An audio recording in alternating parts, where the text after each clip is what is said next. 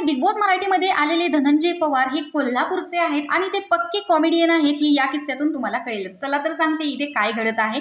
तर इथे सगळेजण गप्पा मारत आहेत आणि इथे धनंजय पवार हे त्यांच्या शाळेतील किस्सा सांगत आहेत। ते ज्यावेळेस 7वीला होते त्यावेळेस त्यांच्या मनामध्ये असे विचार होते की आता तर मला चड्डी आहे, कारण पहिलं 10वीलाच पॅन्ट असायची आणि या अगोदर त्यांना हाफ पॅन्ट असायची।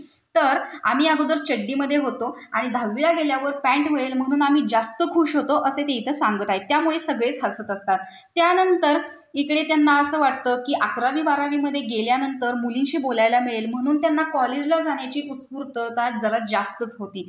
पण त्यांना 11वीमध्ये गेल्यावर कळलं की 11वी 12वीमध्ये गेल्यानंतर मुलींशी बोलायला नाही मिळत, तर त्यासाठी 13वी 14वीमध्ये जावं लागतं। पण अभ्यासात काहीच येत नसल्यामुळे, म्हणजे त्यांना अभ्यासात रसच नव्हता, त्यामुळे अकाउंट विषय सोडला तर बाकी सगळ्या विषयात त्यांना 1-2 1-2 असे मार्क होते, त्यामुळे ते 11वी फेल झाले।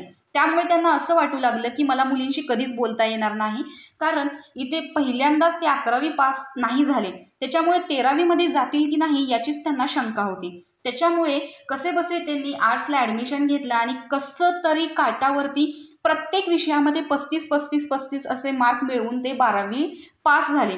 त्यासाठी 12वीला 35 मार्क मिळवण्यासाठी खूप जिद्द असावी लागते असं इथं पॅडी सांगताना दिसतोय, त्यावरती सगळेच हसत असतात।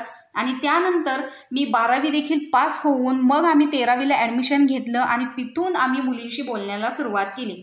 तर इथे सगळेजण त्यांचा हा गमतीदार किस्सा अगदी उत्स्फूर्तपणे कान लावून ऐकताना दिसत आहेत आणि सगळेजण त्यांची मजा घेत आहेत आणि ते देखील सगळ्यांना हसवताना दिसत आहेत। तर तुम्हाला हा धनंजय पवार यांचा किस्सा कसा वाटला हे कमेंट बॉक्समध्ये नक्की सांगा आणि अशाच अपडेटसाठी आपल्या चॅनेलला नक्की सबस्क्राईब करा। तोपर्यंत बाय बाय।